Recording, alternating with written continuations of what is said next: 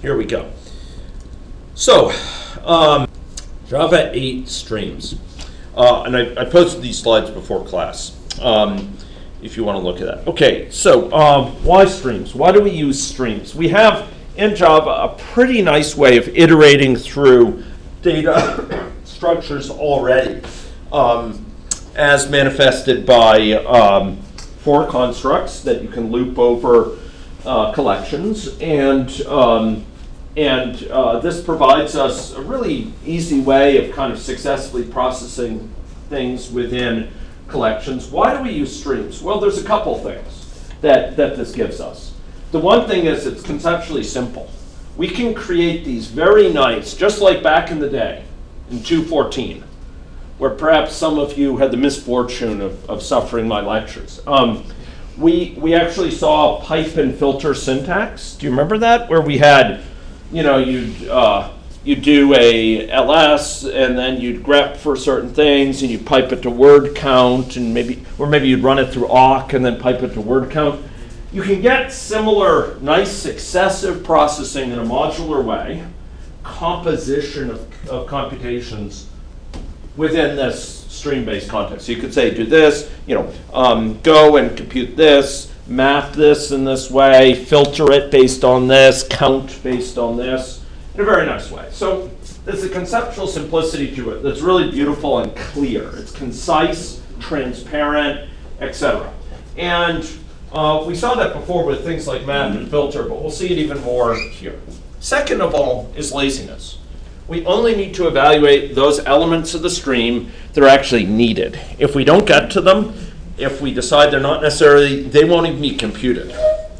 And then, finally, the capacity to parallelize operations transparently, totally straightforward. Okay? And potentially reduce something that's normally linear time in a big honkin' list, say 1,000,000 length list, and do it in log time or n log n time for certain types of more complex operations, but log time for reduce, for example, and you could do it in parallel for things. You could do it in parallel over mapping over many processors for filter and for map. Okay, so what are some stream methods? So if we've got a stream, what are some things we can do with it? Well, we can filter it. We can count. We can filter it for distinct things like unique, UNIQ, in Linux or Unix. We can map it, and map it not only to any old value, but we also have these map to double. Why do you think we have these? Map to double, map to int, map to long. Why do we need special things like that to pollute our namespace? Why is it worth it to have things like this? And I believe it is. So that we can guarantee a return type? Yeah, we guarantee, and it's an unboxed return type. We're actually, map to double returns a double with a lowercase d rather than a reference to a double, for each of the elements of this stream, which is advantageous. We don't have to allocate memory for every darn element of this 1,000,000 length stream, allocate a simple double, which is painful. Flat map, where you map each element of the stream successively, but you combine them all into one stream. We'll probably be seeing that some next time. You can sort them by criteria you specify. You can limit them, you can skip a certain number, and you can concatenate them. Okay, actually, it concatenates two streams into one stream. Okay.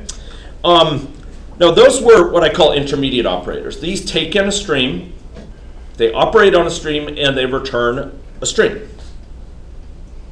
You filter one stream and you get out a stream, right?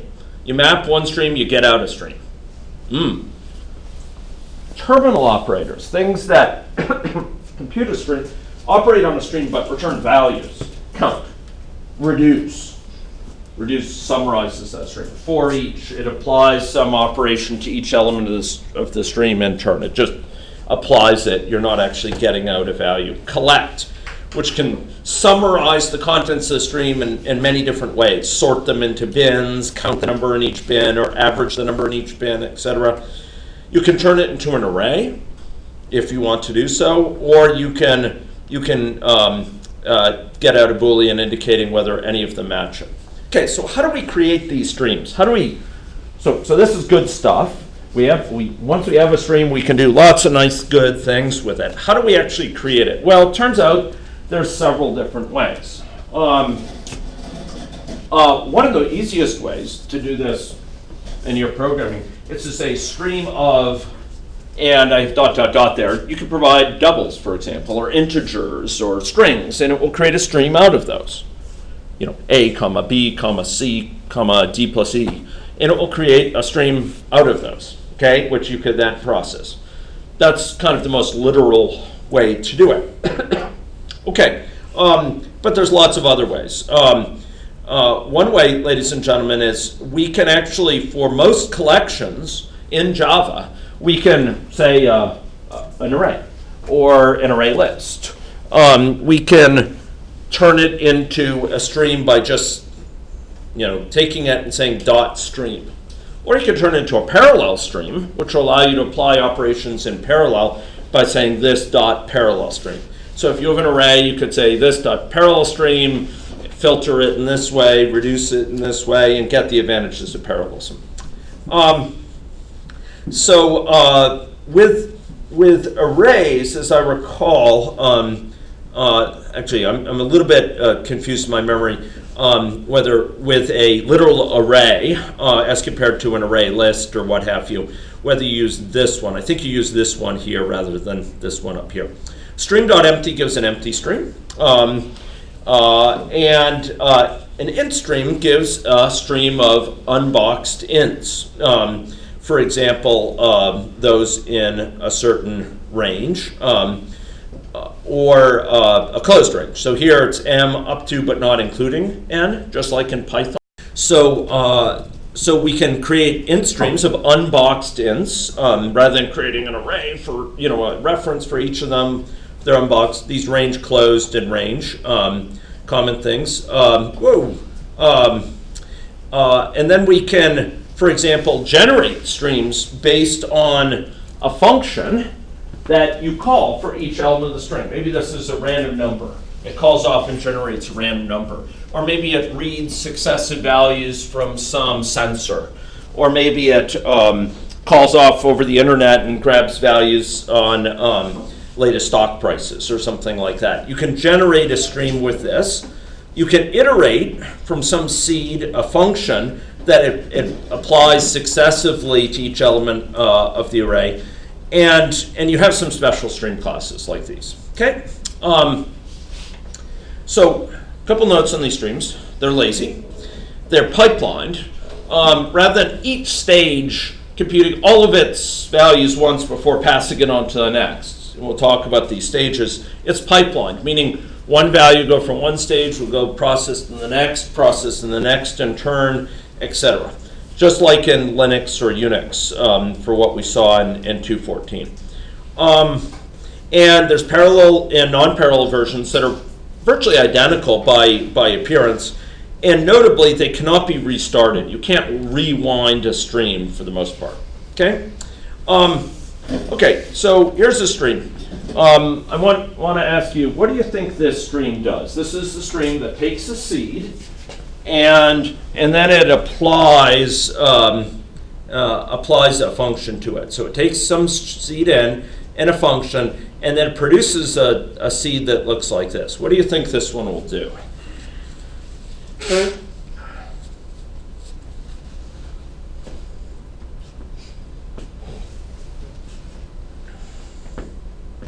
Well, what does it start with? Anyone? What is the first value? Go back, look at the definition. What comes out of stream.iterate is something like this. The seed is the first thing, and then successive applications of that function. So what is this function doing? Can anyone give me a sense of what this function does in lay terms? Is it mimicking the piano numbers? Okay, close. It's not the piano. Fibonacci sequence, yeah. So this function takes in a pair, hence pair arrow, takes in a pair, and then creates a pair as an integer array. The first element of that pair is just the second element that was given.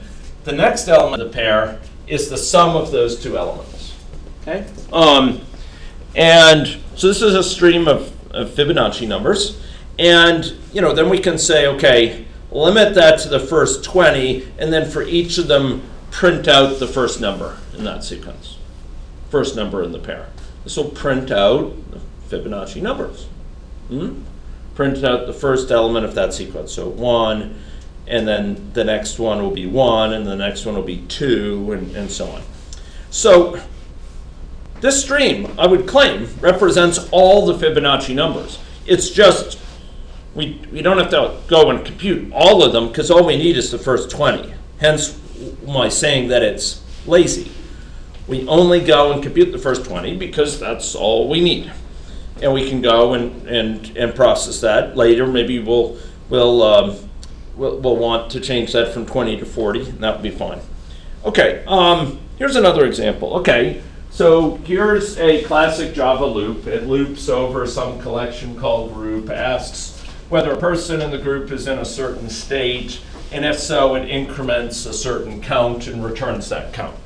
Now, that loop, it's fine. It's not terribly complex or anything, but you gotta parse a couple lines for it. You've got this variable going around, and you want to make sure that this is the only place it's incremented.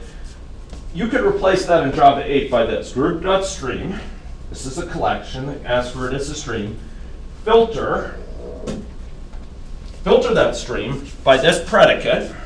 Is the person in a certain state, and then count the number that match that predicate. Does that make sense? You start with a stream in this group. You restrict that stream to just those people who are in a certain state, and then you count the number in that state. You count the number of those people. Are people comfortable with that as an operation? I wish I could hold it up to the back. It doesn't work that way. But basically it's group dot stream. I'll just write it dot str, and then we filter by this predicate p, p dot in state, the certain state, whether they're shedding, and having filtered them by that, we count the number. Okay, that's basically what that's doing there. All in one line. Sweet. It's each successive stage being processed. The logical structure of it is a little bit clearer, I would say, than it is at the top. Here we're doing the same thing. We're counting up the number that match some criteria, but the logic is kind of spread around. It's kind of delocalized. We have this variable, we're incrementing variable, and this thing is true, and we're looping over each element. Here, there's kind of a logical structure. You start with the group, render it as a stream, filter it by these things, count the number in that filtered group. Has a certain conceptual simplicity to it. And it's like a pipe and filter. Each successive stage filters it in a certain way and pipes it onto the next. Now, turns out that, as you might expect, often you want things at the end here that do more than filter, do more than count. You want them to do interesting summarization of what's passed down in the stream. So there's a lot of opportunities here of what you can do. And Java 8 provides these collectors that basically will collect these streams and pass it on often to do some more work. So, for example, to average things, to sum things, to count up the number, to concatenate things, to group by things that have certain common features, sort of like 355, you might have learned about group by in SQL.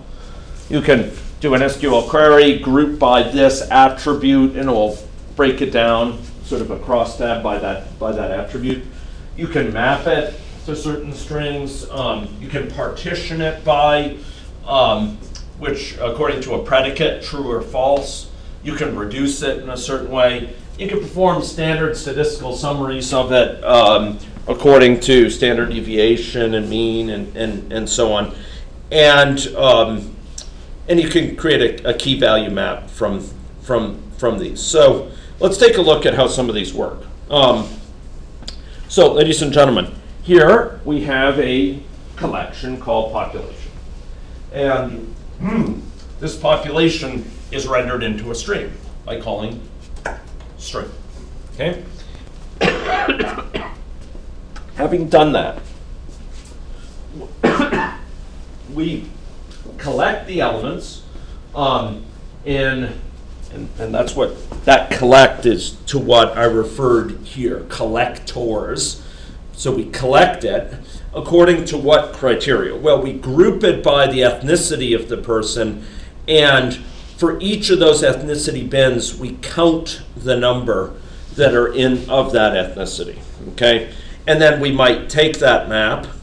So this is a map between ethnicity and long. So unfortunately, the colors are a bit faded here. This is colored blue, as is long. What this is showing is the ethnicity comes from this place. We have it broken down by ethnicity. We count the number that are of that ethnicity based on this, okay? So we're going to have a table that's going to give for different ethnicities the count that match some criteria. And then we'll put it into some text fields. Here's another one. Okay, we're going to break down that same population by age. Take a look at the difference here. It's very similar. All we have is, for ethnicity here, we have age as an integer. So for each age, we're going to count, age is an integer, we're assuming. So for each integer age, we're going to count the number that are in this population that are in that age. That's what that grouping by does, okay? So grouping by breaks it down into these categories according to age, these integer age categories, and then we count the number up. Does that make sense? Okay. Notice that this is itself can be quite an involved expression here. What's put in here? Now, suppose we wanted to restrict this to a subpopulation. So instead of doing this for the whole darn population, counting the number of different ages in the whole population, we want to do it for a subset of that population. Well, we could do this by filtering that population by some criteria and then doing this appropriate grouping by. You notice what's been done here. Conceptually, what we've done is, instead of adding an if statement with internal structure, all we've done is we've added a stage. We've moved this thing down, and we've added an intermediate stage that says filter by the number of people who are infected. And as a result, what's grouped here in this map is going to apply not just to the whole population, but to people who match this criteria. Very modular. We insert a stage to accomplish a certain task, and we get out a correspondingly refined statement. Does that make sense? People okay with that? Okay. Okay, let's take a look at a few more of these things. Okay. So this may be the last example of this sort. Okay. So here's another case. Suppose we want to do something a little bit different. Instead of a count, we wanted to average people's age according to different ethnic groups. Here, we could take a population, turn it into a stream, do a collect, group by ethnicity, but for this grouping by, we're going to use an averaging criteria that specifies over what to average, their current age. And it'll average over those ages to produce a mean age for that ethnic group, okay? So here we have broken it down once again by ethnicity, but we're doing some further processing for what information we record for the ethnicity. So before we just said a simple count here, but now, ladies and gentlemen, hey, where's my cursor? Here we are. But now we have we are computing this over different ages. Okay.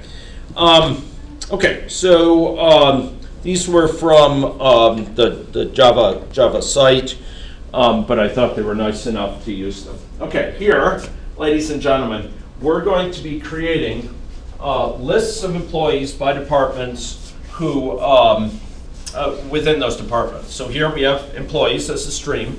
We collect it, grouping by the department, and that gives us back a list, something that we can render into a list for each person by the department. So instead of providing grouping by with a summarization like this, instead of providing it with one of these guys here or these guys here, instead of providing it with a summarization, we're just getting back the grouping of all the people in that department, not summarizing it, getting it back as a list. Okay?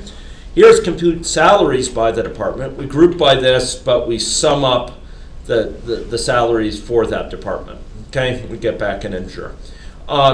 Here we partition students into passing and failing. Here we apply partition by, and basically are the grades greater than a pass threshold. By partitioning into this, we get out, for true, we get out students who are passing, false, students who have failed. Okay? Are we okay with that? Okay. Okay. Java streams provide a very convenient way of successively processing data. They have these three big advantages. It's conceptually simple. It's modular, concise, and fairly transparent. You look at something like this, and you can get a sense of what is going on in a way that requires a little bit more study for your average code. Okay? Particularly for more complex examples, such as might be involved here or here, etc. Second of all, they're lazy. We saw that with these Fibonacci numbers. We had a stream of all Fibonacci numbers, but that doesn't mean we have to compute all Fibonacci numbers. We only compute them when needed. And when do we need them? Right here, the first 20. Okay? Finally, you have the capacity to readily parallelize operations with this parallel stream. Okay? Parallel stream allows us to go through, and we could simply replace the stream by parallel stream and perform some operations in parallel. Okay? So quite advantageous and quite easy to use. Quite amenable in this world where we are increasingly being asked to manipulate large numbers of data items, hundreds of thousands or millions or potentially tens of millions of records. That's when parallelism at the level that might be exposed here in streams can really ramp up. Okay?